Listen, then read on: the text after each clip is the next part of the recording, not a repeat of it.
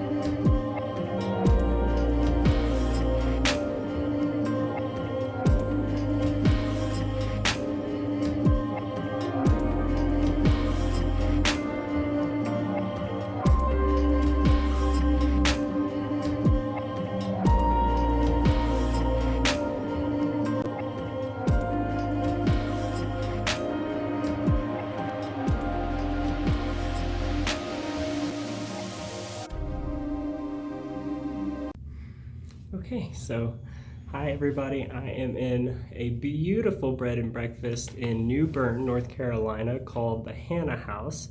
And the hosts here have just been so sweet and kind. I have the whole place to myself, and the cutest little dog named Lucy. So a little bit of update. The goal was to fly out here yesterday, be here by 2, view the boat, and fly back home by 6 p.m. But our first plane was broken down and they had to do maintenance on it. And then they swapped the plane for another one, and then they had to do maintenance on that plane as well. So the flight was eventually canceled. So American Airlines was kind enough to switch my return flights back 24 hours so that I could spend the night here, still see the boat, the Moody 34 center cockpit, prior to heading back home. So I was fortunate enough to be able to spend a night in this lovely town and stay here at the Hannah House. So I went and had dinner last night at Captain Ratty's. Apparently they shut down all the restaurants on Mondays, which is not something I've heard of where I'm from. So it was only one restaurant open last night. It was really good though, and the town is a lot like where I'm from, which is Franklin, Tennessee. Very old and historic. You can tell there's a lot has happened in this town. I was looking through some of the Civil War books and things, and just a very intriguing town. So that's basically the update. I'm just here waiting for the boat broker to call. I have to check out here at 11, and then I should be able to go see the boat in Bayboro around 1 p.m. So I will show you all a little bit of this house real quick though, if y'all are interested. She just has the cutest stuff. I'm gonna switch the camera real.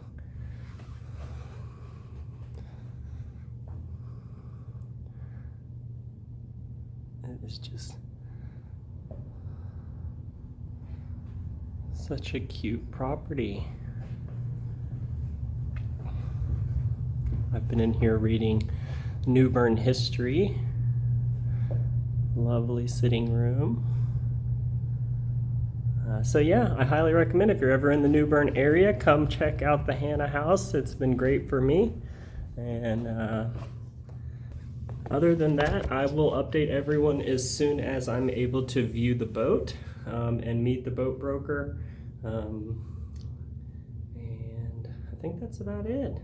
Once I have more to tell, I'll come back on and update everyone. Bye.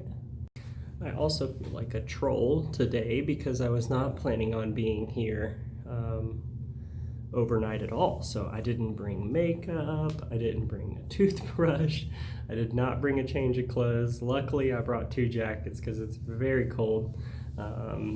But luckily the Hannah house had a lot of things that I needed. So they had a shower cap, they had makeup remover wipes, and they were so cute. They're in these little branded Hannah house cards that are just adorable. So she's really gone to a lot of detail to make sure this place is top notch. So this is my first time in a bed and breakfast. But I have to say I love it, and it was very comparable to the prices that the hotels were charging in the area. This was only a little bit more. I could have gotten, I think the cheapest spot was $69, the cheapest hotel, and this was $109. So yeah, I'm really glad I made this decision to stay somewhere where I feel so comfortable and it's much more personable. So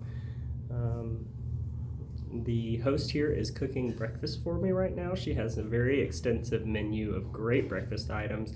I ordered the Eggs Benedict. And something tells me she's a really good cook, so I bet it's phenomenal. Yeah, so I just kind of feel a little yuck because I don't have makeup, but it is what it is. I didn't expect to be here overnight. Now, my mom did tell me, why don't you take extra underwear or something in case something happens? And of course, like all children, we never listen to our parents. I told her that wasn't gonna happen, it's not a big deal. And so when I called her last night, I said, well, I should have listened to you about taking extra underwear. So that's probably too much information, more than anyone wants to know. But yeah, so I will continue to update you as we go through this process of purchasing the boat. Okay, so look how lovely this meal is. And I've got my orange juice and coffee. I'm sure this is delightful, so y'all have to wait because I'm gonna eat it. I want y'all to see. This apple is to die for.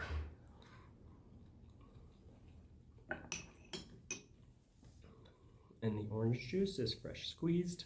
You can tell this did not come out of a bottle.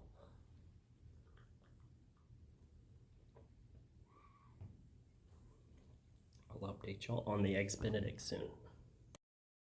Okay, so here is what is left of the baked apple that I had. Very, very delicious. And then here is the Eggs Benedict. Sorry y'all did not get to see any video of that. As soon as I tried to bite, it was so good I just couldn't stop. So I cleaned the plate entirely. It was so good.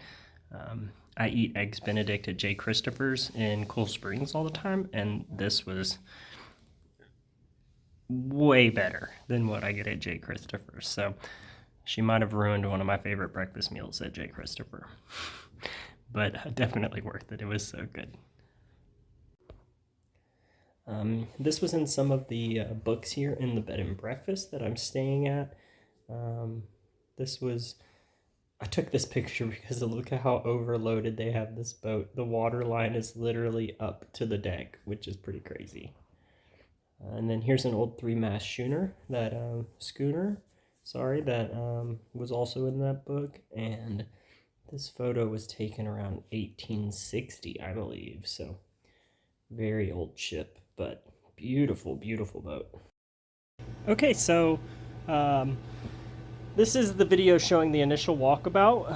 When we first got there to the boat, I checked out of the bed and breakfast at 11 a.m. And went and walked some docks nearby, right there at the marina.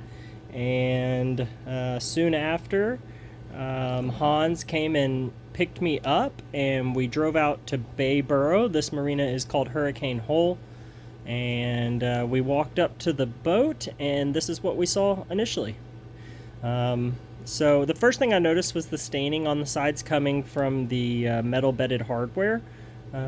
It does seem very old, and I may try and buff that out and stuff. The deck definitely has crazing on it from head to toe, so which I think is pretty standard on a boat, this old. So from early fiberglass, that tends to be, a common theme. So it was really neat, though, to finally be in person and see the boat that I've been looking at on a computer for so long. It was very surreal to finally step on board and, be able to sit down and just feel what the boat was like. So I'm going to pause real quick and go over some of the components that we see here. So the radar arch right there, I've been told, I haven't verified this myself, but I've been told those are extremely expensive.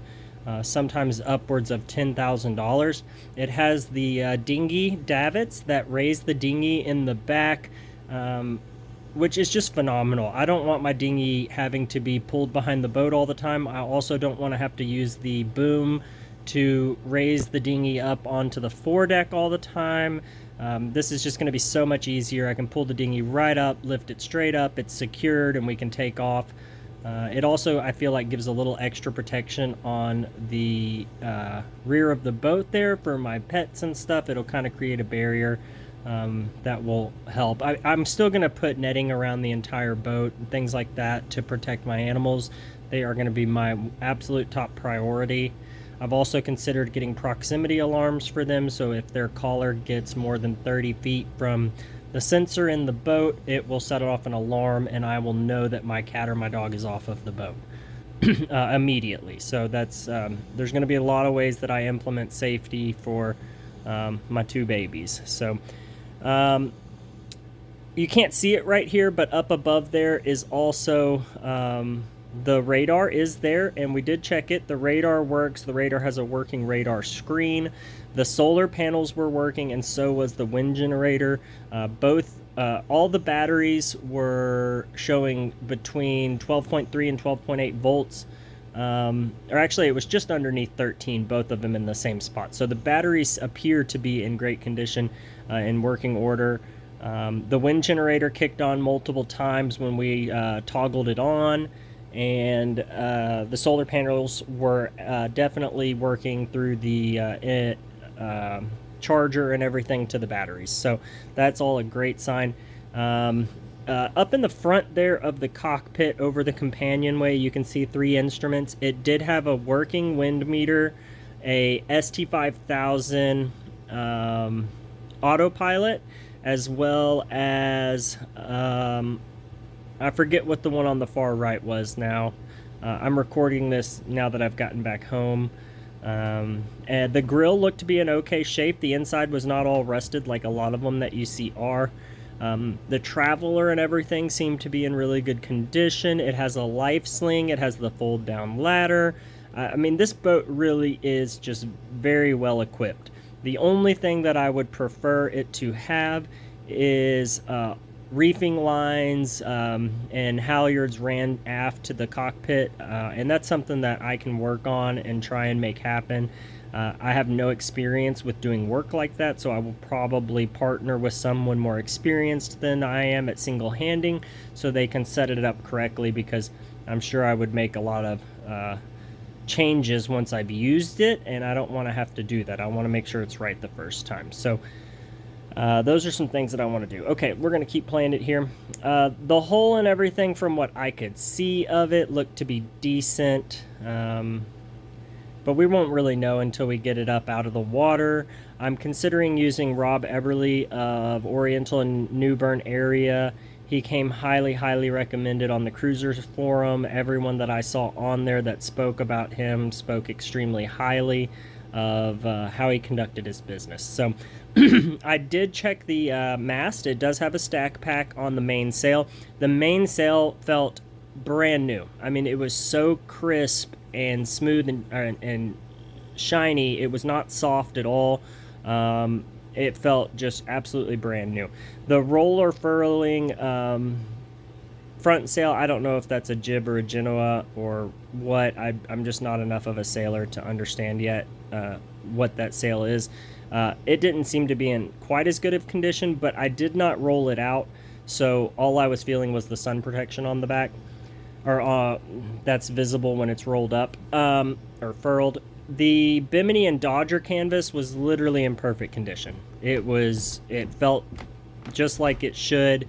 It was done just right. So, and it was very sturdy. It has handholds on the Dodger and Bimini, and it was extremely sturdy. I tried to shake it. Everything was very rigid, which is a great sign. We walked, both of us walked all over the deck as much as we could, beat on it everywhere. We could not find a single soft spot on this deck, which is phenomenal. I also checked all of the ports and hatches, which I don't know if these are called ports because they don't open, so I'll just call them windows because I'm not a sailor yet. And they all looked great. All the caulking looked phenomenal, like it was done correctly in the first place, and that it had not had any damage or issues. It did not look like it was leaking at all. The shrouds and everything were replaced in 2012. They looked really good. I ran my hands up and down them as far as I could reach. I did not feel any spurs or anything, so it felt like all the cable was intact and looked to be in great condition. It even comes with a fishing rod if you look right there to the port side of the rear of the boat. This is Triton Yacht Sales that I'm working with. They are actually representing the seller, but I was working with Hans Werner of Triton Yacht Sales, and he is just phenomenal. Very, very knowledgeable, extremely friendly and nice. You know, I just really liked working with him, even though he was the seller's broker. He just is a great person to work with in a matter like this. He was very professional, very knowledgeable. It does have some lines led aft. It just doesn't have anything from the mainsail led aft. So again, I think I would probably want to work on that. Okay, so here is the inside of the vessel. I just want to show here. This is the navigation station. The table does raise up. It has ample amounts of storage underneath. It does have all the manuals for all the systems on board. They saved everything. It has all of my extra electronics down there, flares, safety equipment, all kinds of things. So I'm very happy that they saved everything that they did. It actually has an extra VHF receiver and everything, so I can plug it in the cockpit and I can use the VHF from the cockpit, so that's a great thing as well. If you just above the VHF here, there's a shelf that has my radar screen on it. There's a pin you can pull and you can slide that whole shelf towards where we're standing, or the vantage point of the camera, and it brings that monitor out to the center of the vessel, which lets you see the radar screen from the cockpit, which was really, really neat. And now I'm going to hit play and we'll keep going. Okay, so I shut this door to see how well it lined up with the frame, and it was perfect. The gap around the door was exactly the same all the way around, which makes me think that this boat has not had major amounts of changes in its alignment of the frame. It doesn't seem like it's had any major impacts or anything that could twist it at all. It looked perfect, actually. I'm really surprised to use that word about anything on a boat this old, but the alignment of the door was spot on, which says a lot about the stress and impacts that the vehicle has been through. These speakers up top, we didn't test those, so I don't know if those are going to work. There's one on port and one on starboard, but hopefully we'll have the surveyor check all of that. The little painting there is awesome, and I really hope it stays with the boat. It's all made out of shiny foils, and it is just a gorgeous little piece of artwork to have there on the boat. The V-berth, you can start to kind of see it from here. It is in really good condition. Everything looks in great shape. The wood, the headliner, the gel coat, the cushions, everything looks to be in great shape. And we'll go towards there now. And there's that other speaker. But okay, so it's got ample storage on both sides in cubbies, so 6 cubbies. The only place, okay, on the entire boat that I felt any moisture at all was in the material on the flags stored on the port side. When I touched the flags, they felt just a little bit damp, and other than that, though, I looked everywhere I could. I touched everything I could in the entire vessel. There was no water anywhere except in the very bottom of the bilge. There was about a 1/4 inch of water that the pump would not pick up. So that's maybe something I'll need to look at, or keep a ShamWow, or use my shop vac or something just to keep it sucked out and dry. Or, I mean, possibly we'll see what the surveyor says, and maybe he knows a way to lower that pump so that it'll pick it all up. But I'm not too worried about just a little bit of water like that. That's something we can work with for sure. Okay, so it's got a nice little bit of storage on the port side. I think it's 3 shelves inside of this cabinet. All of the cabinets and drawers in this boat have a hole like this where you stick your finger in and there is a metal latch, and you pull that metal latch to you and it opens up. They were all extremely smooth. They all worked without a hitch at all. I was very impressed that the original hardware was still so functional. You know, and this boat is 2 years older than I am, so this boat has been around for a long time. Let's keep going forward. A nice little desk and mirror there as well. And I forgot to open that compartment to the chain locker to look through from the V-berth. I should have, but regardless, we'll check that with the survey. The carpet was all replaced recently, and I loved this. Oh, the places you'll go. Decent hanging locker here. There's 2 or 3 hanging lockers, maybe 4 hanging lockers in this boat, which is really incredible to have so much hanging locker space on a 34-foot boat. That's really unheard of. All the cushions here, everything, the floor, everything looked to be in great shape. The mast support looked good. The table was good. All of this storage, and I think you'll see me open this one here. Yeah, finger in, you pull the metal latch. It just works really, really, really well. Here's that painting. Is that not the coolest thing? Great handrail locations. Here is the radar monitor. The head looked to be in great shape. The toilet was a little dirty on the inside, but other than that, we'll have the surveyor check all of that to make sure it's all right. So if we go back just a hair here, right here, this is a propane heater. We did verify with the sellers that it is run on propane and not diesel, and there is 2 propane tanks and a propane locker in the cockpit. The sink seemed to be in good condition. There is openings underneath where you can get to everything very simply, right there. The stove is gimbaled. It's got 3 fire extinguishers in the vessel. There's that propane heater again. All the sliding shelves slid very smooth and easy. Now, I will say this looked to be out of alignment just a touch. I don't know if that's normal on the Moody 34, but something just doesn't look 100% right there. Like that piece has been removed and replaced at some point, which I would not be surprised. But it doesn't seem to be an issue that's going to affect me.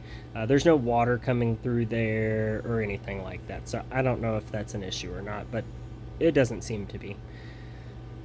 Now, going back through this hallway, as Vin and Amy on Sailing Nervous call this the Hobbit hallway, it is very, very short. So I was very crouched over to go through this hallway. It was a lot lower ceiling than I was expecting. With that being said, I'm very limber, still young. It's not an issue for me. I don't mind stooping down to get back to the bedroom. So there's 2 more hanging lockers here on the left. As well as a nice little sofa couch area. The bed, I do lay on it at the end of this video, I believe, and you can see that I have tons of leg room. I'm 5'9", I'll stop it here. I checked those stains underneath the cushion there. It seemed to be really, really old staining. So my guess is that they did have some water come through the hatch or something and soak that cushion, or they had a leaky hatch, but it seems to have been years ago. And I think that that is something that I can use a buffer or some kind of tool to get that out, and maybe even have to repaint or something like that. I'm not sure. Put down another coat of epoxy, but regardless, I didn't see any major water damage there. Everything was still sound. The wood did not feel like it had any rot or anything like that. So I think it was just one time they got it really wet and they probably took care of it appropriately. So here it's got like a nice little end table with a drawer and things, table space, a nice mirror. It's got ventilation and fans in the aft cabin. Oh, there's me. And here we go. I lay down here. And my head is not all the way back. I'm kind of laying in the middle of the bed, and I still had plenty of space on both sides. So they had cute little mini blinds for the windows. It still has the original leather for those lockers there on the side of the Hobbit hallway. Plenty of storage in the galley for food and dishes, etc. Everything slid very smooth. And we're gonna have to test out those fans and everything when the surveyor's there. Here we'll show the thing. So you can see the receiver for the VHF for the cockpit. The plastic bag in the middle there is all of the manuals. Some of my other Ray Marine equipment is there, as well as the Garmin GPS maps, extra flares, some original hardware for the either the Traveler or the slides that are on the side. I forget the name of those, that adjust the roller furling lines. But yeah, a lot of great stuff in there. It looks like they really cared about this boat, and it looks like they were very organized and very clean, which you can't really ask for more than that from a prior owner.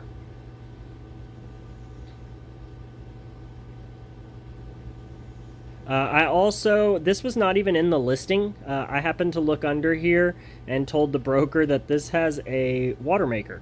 And so I asked him to reach out to the sellers and see what they could tell me about it.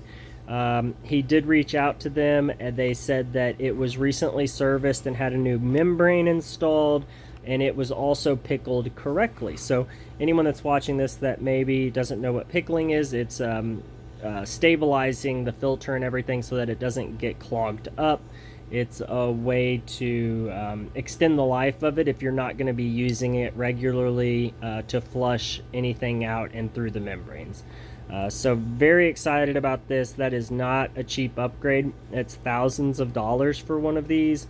And even if I have to do work to it to get it right now or in the future, it's so worth having the ability to make fresh water. And it just gives me so much peace of mind. It also has a hot water heater on this boat, so I can create fresh water, I can heat the water, and I can take as many hot showers as I want, as long as I have the electricity and or generator or engine power to take the electrical load. So very exciting to be able to take hot showers whenever I want. Very excited about that. I could also run a pressure washer and stuff with fresh water to clean off anything that I need to get the salt off of. It has 2 water tanks of 45 gallons each, so I should be able to create a lot of water with that water maker. And yeah, it's just a huge bonus to find that equipment. All right, and there is Hans sitting out there being very patient while I film and look at everything down below. Okay, so yeah, roller furler looked decent. The sail looked a little twisted, but I won't know really more about that until I let the surveyor tell me his thoughts on it. I'm not qualified to make any assumptions or decisions based on just my lack of experience. So we did find that it does have an electric windlass. The anchor chain was extremely rusted, so that's going to be something I bring up for sure when I am negotiating price. Just the ground tackle in general did not seem to be in great shape. The anchor seemed to be fine, but the rest of it looks like it's going to need some work. So, but that's okay. I'm expecting a few things to be not 100%, and in honesty, I'm very impressed with the condition and the equipment on this boat.